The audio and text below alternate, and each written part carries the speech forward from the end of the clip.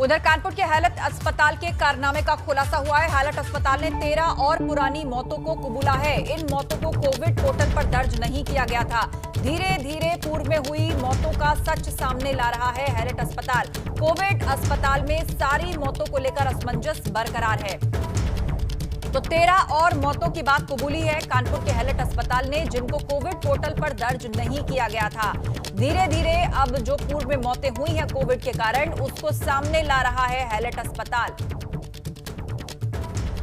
और कितनी मौतें कुल हुई हैं यहां पर, उसको लेकर अब भी असमंजस बरकरार है, क्योंकि कोविड पोर्टल पर रजिस्टर करने से ही अस्पतालों और फिर जिले का आंकड़ा तय होता है कि किस जिले में कितनी जान गई है।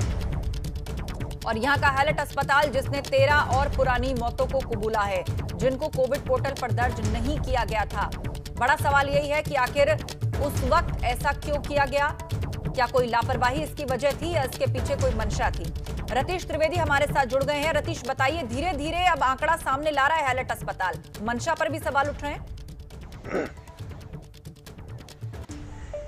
बिल्कुल लगातार सवाल उठ रहे हैं हैलट अस्पताल की मंशा पर। धीरे धीरे करके जब मौतों का आंकड़ा बिल्कुल खत्म हो गया है, 0 मौत हो रही हैं 24 घंटे के अंदर। कोरोना के केसेस भी अगर बात की जाए तो पिछले 24 घंटे में 6 नए संक्रमित मिले हैं और 250 के आसपास अब एक्टिव केसेस बचे हुए हैं। ऐसे में हैलट अस्पताल लगातार ये जो लापरवाही बरती गई है उसको छिपाने की कोशिश कर रहा है।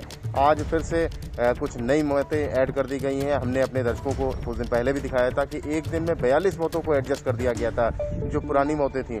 दलील भी दी जाती है, चाहे वो जिला प्रशासन हो, चाहे स्वास्थ्य विभाग हो और चाहे हैलट अस्पताल का प्रशासन हो, साफ तौर पर दलील देते हैं कि कोविड पोर्टल पर हम लगातार ये मौतों का आंकड़ा साझा करते हैं। DGME की तरफ से, director general of medical education की तरफ से इसकी सख्त निगरानी की जाती है। अगर सख्त निगरानी की जा रही है जिला प्रशासन की तरफ से और शासन की तरफ से, तो इन मौतों को अब एडजस्ट क्यों किया जा रहा है? सवाल हमने खड़े किए थे और लगातार ये सवाल उनकी मंशा पर खड़े किए गए थे कि एडजस्टमेंट चल रहा है। मौतों के आंकड़ों में जो आंकड़ेबाजी है वो खेल लगातार जारी है और अस्पताल प्रशासन, हैलट का अस्पताल प्रशासन इस बात को तस्दीक, इस बात को मानने को, कबूल करने को तैयार नहीं होता है।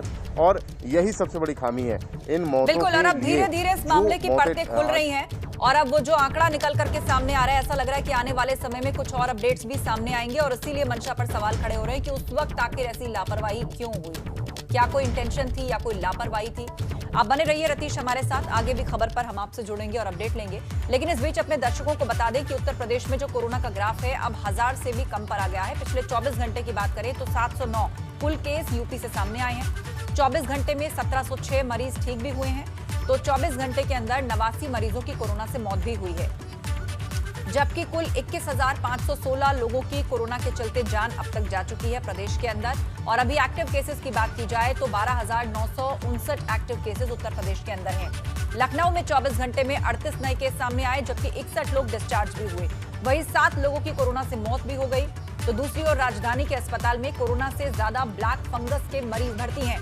लखनऊ में 350 से ज्यादा ब्लैक फंगस के मरीज अस्पतालों में इस वक्त भर्ती हैं, जबकि कोरोना के 200 से कम मरीज हैं। KGMU में बुधवार को ब्लैक फंगस के 15 नए मरीज सामने आए।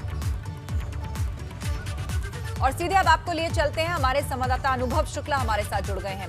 अनुभव, 2 बातें, एक तो ये कि जो नए संक्रमण का आंकड़ा है वो लगातार घट रहा है और आज तो 700 कुछ मामले सामने आए हैं, लेकिन दूसरी तरफ बड़ा खतरा ये भी कि लखनऊ के अंदर कोविड से ज्यादा मामले तो ब्लैक फंगस के आने लगे हैं।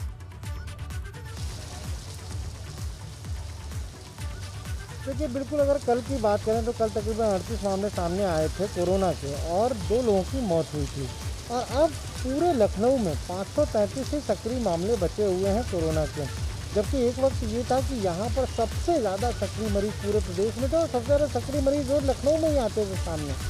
लेकिन अगर ब्लैक फंगस की बात करें तो इसके तकरीबन 350 मरीज जो हैं वो लखनऊ के अस्पतालों में एडमिट हो रहे हैं। और इनमें जो 15 मरीज तो कल KGMU में एडमिट हुए, 2 मरीज दूसरे अस्पताल में एडमिट हुए, कुल 17 मरीज तो ब्लैक फंगस से कल ही एडमिट हुए हैं। 2 लोगों की कल ब्लैक फंगस से जान चली गई। और लगातार जो मरीज हैं ब्लैक फंगस के वो राजधानी के अलग अलग अस्पतालों में भर्ती हो रहे हैं। तो अब अगर आप देखिए तो 533 कोरोना के कुल सक्रिय मामले हैं, जिनमें 200 के आसपास जो मरीज हैं वही अस्पतालों में एडमिट है, बाकी लोग होम आइसोलेशन में। लेकिन उससे ज़्यादा ब्लैक फंगस के जो पेशेंट हैं वो प्रदेश के राजधानी लखनऊ के अलग अलग अस्पतालों में भर्ती हैं। तो ये बड़ी दिक्कत है। और अब ब्लैक फंगस जो कहीं ना कहीं हम कहें तो एक बड़ी समस्या, एक बड़े चैलेंज के रूप में निकल कर सामने आ रहा है। और जिस तरह से मौतें हो रही हैं, देखिए 2 मौतें कोरोना से कल हुई हैं तो 2 मौतें ब्लैक फंगस से भी हुई हैं। लगातार आंकड़े जो मौतों का है ब्लैक फंगस से वो भी बढ़ता जा रहा है। जी हाँ, बिल्कुल, आप नजर बनाए रखिए। जानकारी के लिए शुक्रिया अनुभव आपका।